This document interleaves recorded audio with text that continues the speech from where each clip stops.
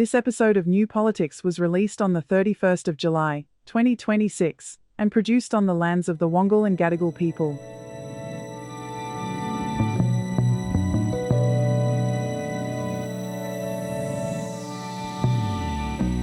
Does changing a leader erase a decade of political baggage? And will it make any difference to an election that's just 4 months away? Replacing the Premier is the easy part, but forgetting about the past is far more difficult. I'm Eddie Djokovic. I'm David Lewis. All of this is coming up in this big episode of New Politics. And if you're listening in and haven't subscribed to our website at New Politics, you're missing out on half of what we do. There's regular articles and analysis of this strange world of politics. It's all free, and you can subscribe at newpolitics.com.au. And of course, if you do want to support us, it's just $5 per month at Patreon and Substack, and all of this is a good way to support independent journalism.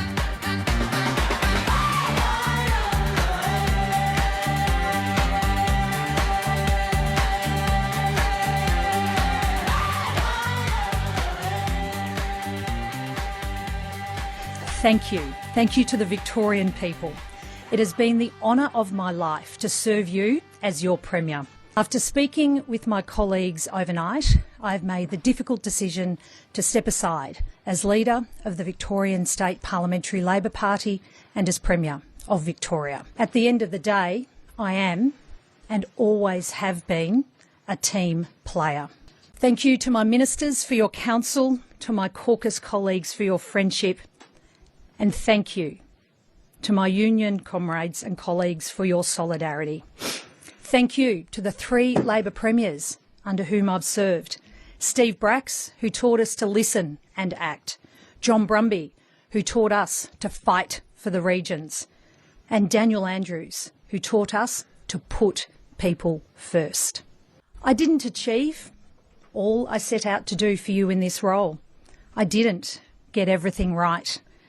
But I will leave knowing I made a difference, fighting for working families, making life easier, safer, more affordable, as one part of a proud Labor team.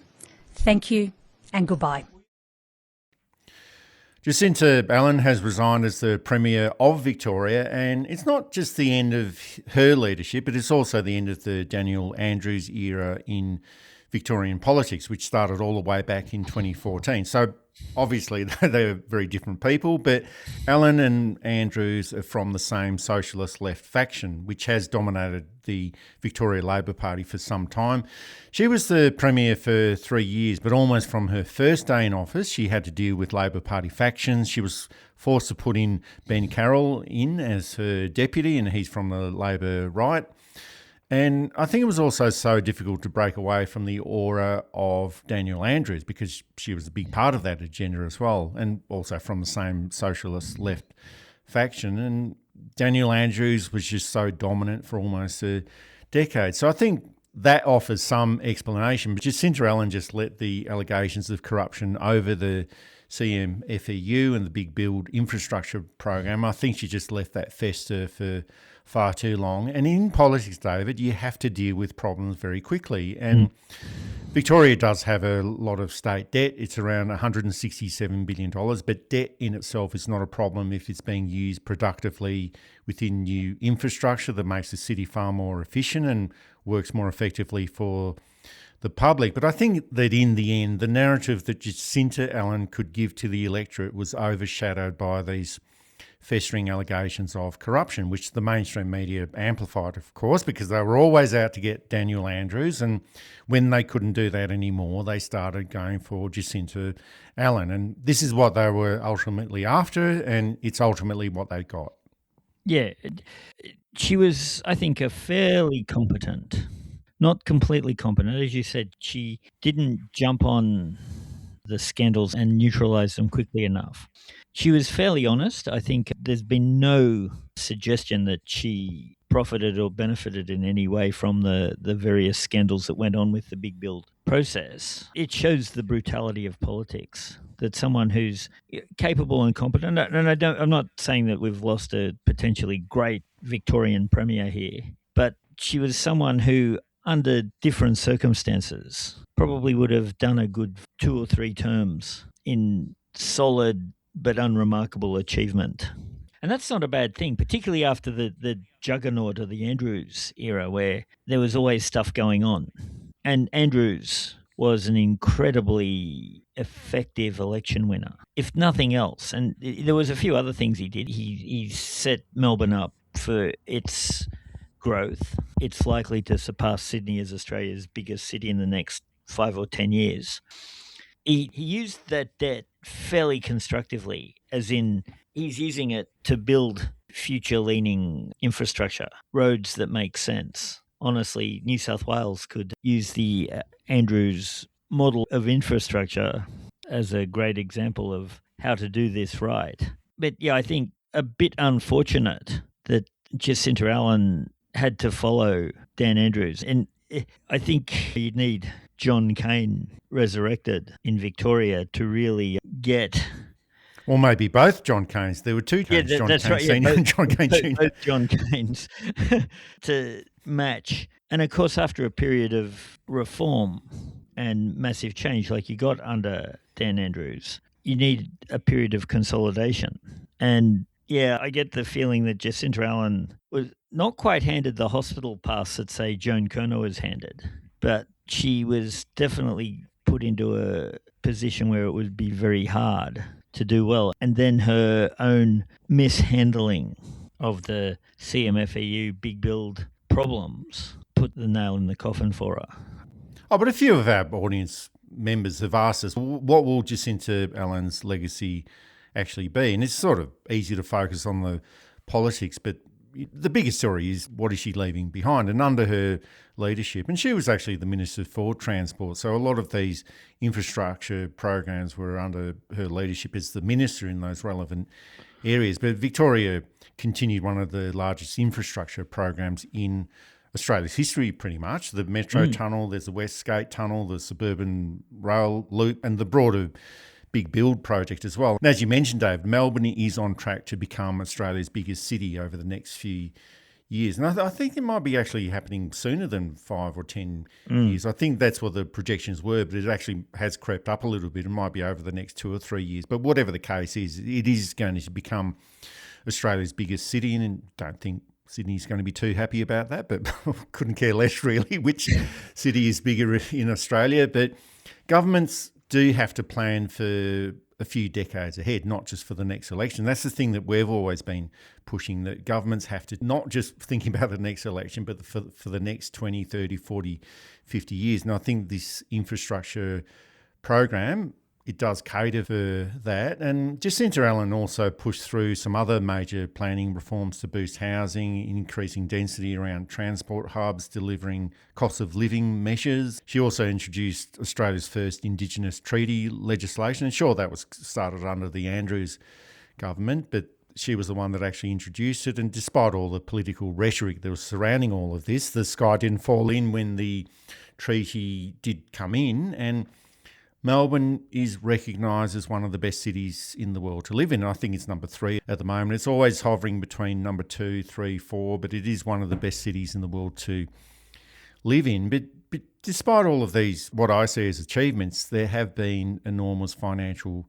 costs to the state. Now, Victoria's debt is heading towards $200 billion. It's 168 at the moment, but it is projected to rise towards $200 billion over the next couple of years. And as we mentioned before, if this type of debt results in all of these infrastructure and housing projects that are good for the public, that's a good debt to have. But all of these projects suffered delays and cost blowouts, and that's what always happens within these sort of projects. But you just got to manage that politically, and interest payments are now placing more pressure on the state budget. So you could argue, David, that infrastructure became Victoria Labor's greatest success story, but it also created its greatest political weakness, because once the electorate starts talking about the price tag of all of these projects rather than the projects themselves or related corruption issues and stuff like that, governments quickly find out that the idea of nation building or state building can become a political liability.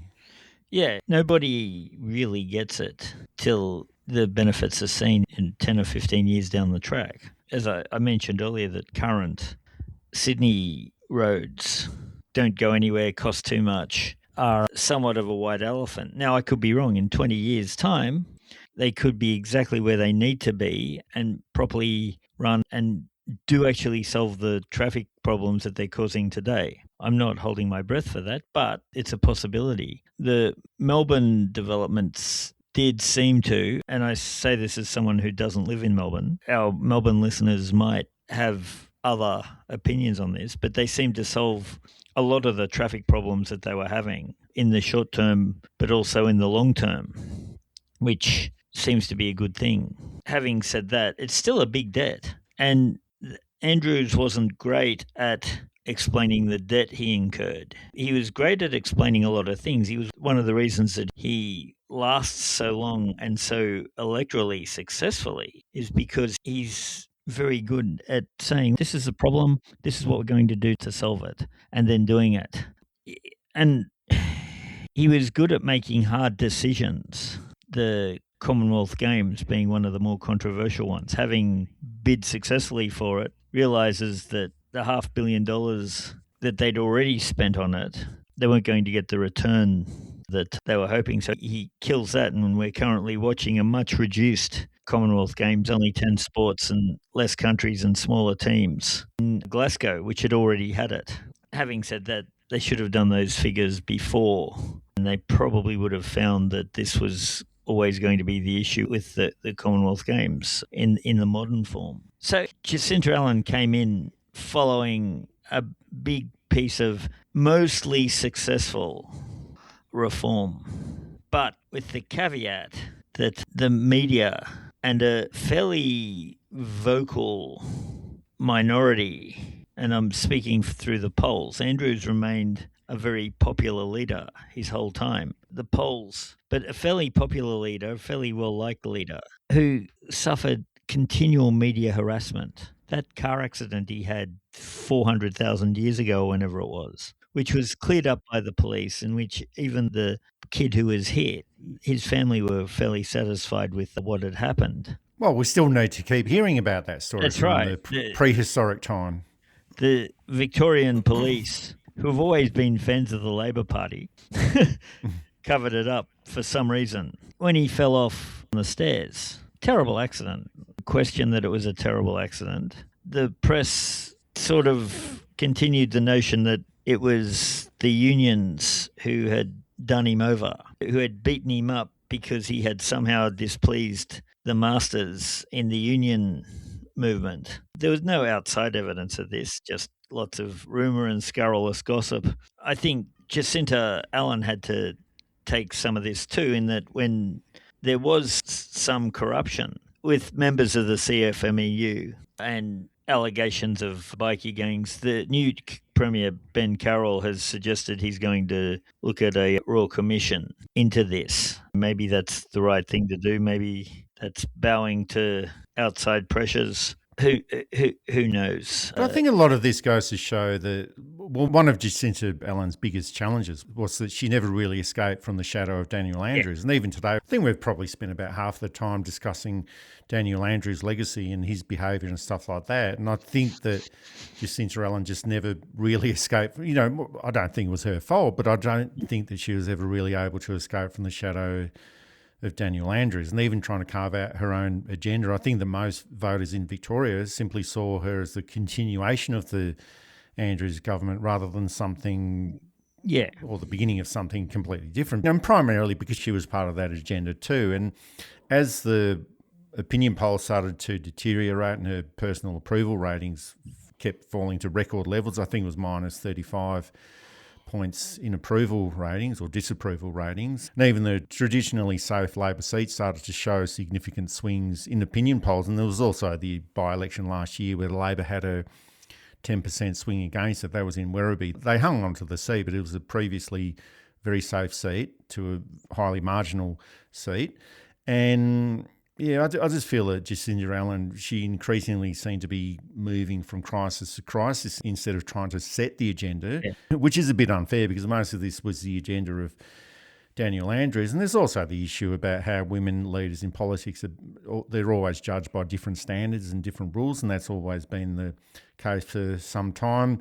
Those allegations about the CFMEU and the way that the IBAC was, or the Corruption Commission in Victoria was dealing with those, that all dates back to the Andrews era, but that seemed to linger for some time after Daniel Andrews left. But even her attempts to distance herself from all of this corruption, she never seemed to have the same political latitude that Andrews seemed to have. Not that he had that much political latitude, the media was always out to get him. But I think that just in the end, her government became defined less by a vision about Victoria's future, even though I think there's a very good story to tell there, and more about defending the past. And once a government is constantly trying to explain all of its decisions from the past, it just becomes a lot harder to persuade the electorate about what's going to happen in the future, even if there is a good story to tell there. Yeah, it's, as I say, I don't think she got quite the hospital pass that Joan Kirner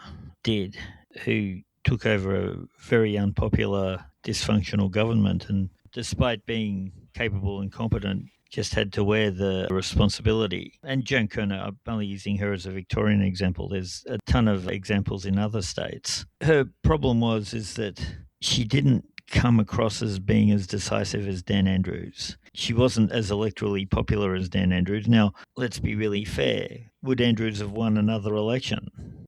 He probably would have, but it wouldn't have been the major triumph that it was. The government was getting tired. People were getting sick of it. Its weaknesses were becoming more exposed. This isn't a criticism of the government in that this happens to all long-term governments. Just ask John Howard. Just ask Paul Keating taking over from the Hawke government. Bob Carr. It's not about Allan's failings as a person. She just happened to be the person in charge at the time who has to wear the consequences, even if she doesn't deserve them. But that's politics. But I think it's also the case, for sure, but I think it's also the case where if there's this constant clamouring for a Royal Commission to take place, and there's all these allegations going on in the background, all of these requests for the IBAC to start taking on more interest in what was going on behind the scenes with the big build and all that sort of stuff. If you've got this constant call for a Royal Commission and if there's a resistance to that happening from the government, there's always going to be those perceptions about, well, what are you trying to hide here? Why don't you call a Royal Commission? And I guess there's also, there's an obvious political dilemma here. It's almost impossible to run an election campaign while there's a Royal Commission that's investigating your own government. And the longer the government tried to resist a Royal Commission, the more damaging the issue became. And once again, the debate shifted from all of this necessary infrastructure that was being built, and I think that is a good news story to tell, as I mentioned before. It shifted from a debate about all of these good things that could be happening to infrastructure builds within Victoria and specifically Melbourne, turned that into a debate about integrity, accountability and public trust, and that's pretty much what's dominated a lot of the public debate in Victoria. And it's been added to by the media, of course, the mainstream media, but that's been the political debate over the past year, and it's eaten up the leadership of Jacinta Allan. And that could be one of the great tragedies of her period in office, that she's took over at a time where the times didn't suit her. Had she come in after less of a juggernaut of Dan Andrews, for example, she may well have succeeded as a premier. It's hard to criticise. A lot of the criticism of her has been quite sexist. The implication is that because she felt she was going to be a woman. And I don't want to come across as endorsing that view, or even view has any validity in itself. Having said that, she's not above criticism as a leader. And her weaknesses, while fatal in this case, might not have been fatal in other cases, yet context matters.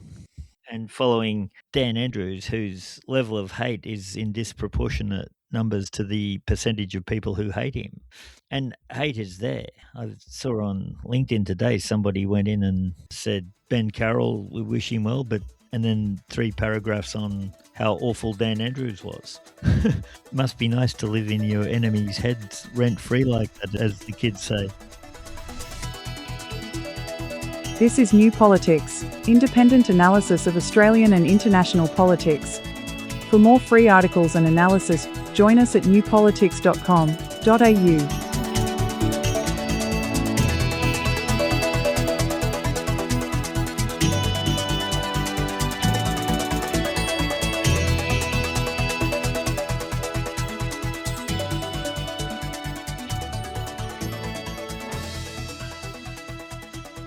Victoria's newly elected Premier found himself in the middle of a media circus as chaotic as his ascension to the role. Ben, how do you feel about being Premier? How do you feel about being Premier? His feelings made known at a more civilised press conference where he distanced himself from 2 Labor Premiers.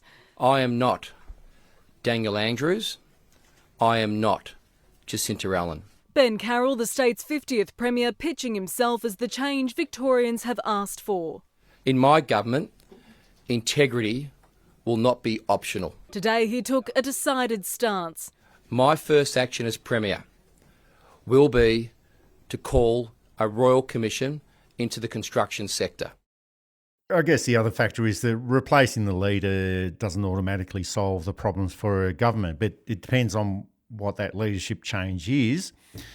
And what happens there, it can improve their prospects at the next election. Now, Ben Carroll, he is the new Premier for Victoria. He was previously Deputy Leader. He's from the Labor right, and they haven't had that much control over the past decade or so. And he's inheriting, as Premier, he's inheriting a large state debt. And again, he was part of that government that created that debt. He's actually been a cabinet member for some time. So he's inheriting all of these issues, but he's also a part of that legacy as well. So large state debt, which can be managed, a decline in public trust, which he was part of as well.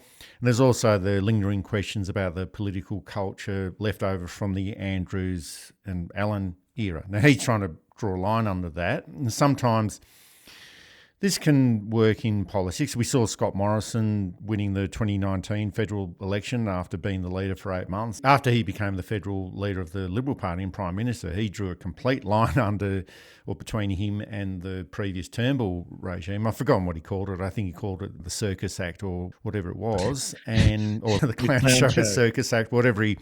One of the great, so he's criticising his own party. Examples of projection in politics. Well, the clown who was part of that clown show then went on to become the clown again. So I'm not sure if Ben Carroll is going to do that same sort of thing, but he's only got 4 months to turn things around. He's already announced that there will be a royal commission into the big build, so at least he's getting that issue off the table for a short period of time. So despite all of these issues that have been going on there, like I don't think that this automatically suggests that there will be a change of government in November. I'd say that if Jacinta Allan had stayed in as Premier, there'd be a better chance of Labor losing that election, but she's no longer the Premier. And this change to Ben Carroll, but he's a different political character as well. We don't know what he's going to be like until he actually starts performing as the Premier of Victoria, but it makes it a little bit more unpredictable, and it really just depends on what happens over the next 4 months. And we've mainly been talking about the Labor Party today, but the Liberal Party in Victoria is still deeply divided. We can talk about them for a little bit. They've got all of these extremist religious groups taking over many of their branches. That's been going on for some time. They do have a very inexperienced leader in Jess Wilson. So just because a government is unpopular, they've removed that leader that was bringing in all of that unpopularity. But just because a government is unpopular, there has to be a reasonable opposition for the electorate to move over to it. And as we saw in New South Wales after Bob Carr retired, I think he was in office for 10 years or something like that, bad governments can still be re-elected. The Labor Party did win the 2007 election after Bob Carr left, and they were a seriously bad government at that point. But they still got elected re-elected because the opposition was too weak and incompetent at that time. Will that be the same sort of situation in Victoria in 2026? Hard to say, but there's a lot of conditions that exist in Victoria that are very similar to what existed within the Liberal Party in New South Wales in 2007. So I don't think this election, when it comes up in November 2026, I don't think that's a foregone conclusion. But yeah, I think we just have to wait and see how it all pans out over the next 4 months. And this is something in Allan's favour. The Victorian Liberal Party is currently unelectable. They're rabble. They don't hold the confidence of the Victorian people. They're disorganised. And these are the good points that we're going through. Those are the good points. They don't reflect the values of the Victorian electorate in any substantial way. There's no way they were going to win. One nation's strength isn't Victoria. So there's all these suggestions that say that they could have kept the stability of Allan in, got her to learn a bit better about how communication works, and got her to communicate a bit more effectively and act a bit more decisively over the next term, and she probably would have done okay. Of course, we'll never know then. Politics, like the stock market, runs on two emotions, triumph and fear. And if you're in a period of fear, then leaders get dumped. Bad policy gets promoted. It's quite a thing to watch. Supposedly rational people who all got elected on being rational and calm-headed and thoughtful start to panic. And this is true of all governments. Every politician, no matter what they say, has their eye on the next election. And I think that this is probably something that happened too. Now, I'm not a big fan of Jacinta Allan as such. I don't dislike her at all. Not living in Victoria, I didn't get to see a lot of the day-to-day stuff that would probably change my mind. But looking at her from the outside, I saw a competent, if uninspiring, or at least competent, if not flashy, maybe that's a better way of putting it, leader who, apart from the CFMEU issues, which, if we're being fair, was less of her being part of the system than not knowing how to deal with the system. And yeah, was she going to be a Daniel Andrews or a John Cain or any of the big premiers? Probably not, but that's okay. After you've had a Daniel Andrews, you don't want another big flashy government changing things. You want consolidation. You want a period where you can catch your breath and let the reforms take hold. And looks like Victoria isn't really going to get that, because Ben Carroll, I think, wants to be seen as the next Dan Andrews, except from the Labor right side. That's it for this episode of New Politics. Thanks for listening in. And if you value independent journalism without the influence of corporate backing, join New Politics at newpolitics.com.au and support us directly. It's just $5 per month, and we always try to keep it very simple. If you like what we do, please send some support our way. It keeps our commitment to independent journalism ticking along. I'm Eddie Djokovic. Thanks for listening in, and it's goodbye to our listeners. I'm David Lewis. We'll see you next time.